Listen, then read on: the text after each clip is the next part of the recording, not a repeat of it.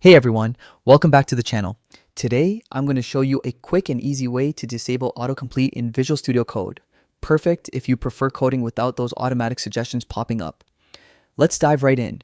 First, open Visual Studio Code on your computer. Once it's open, head down to the bottom left corner and click on the settings icon. This will open the settings menu. Inside the settings, you'll see an option for workspace at the top. Click on that to access your workspace specific settings. Next, in the search bar, type JSign. This will help you locate the launch settings quickly. Scroll down until you find the launch section. Here, click on Edit in Settings.json.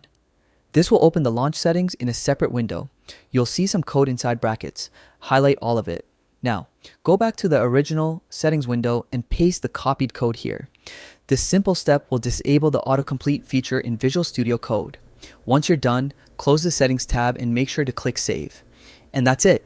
You've successfully turned off autocomplete and can now code without any interruptions from suggestions. If you found this video helpful, don't forget to hit that like button and subscribe for more quick tips and tutorials.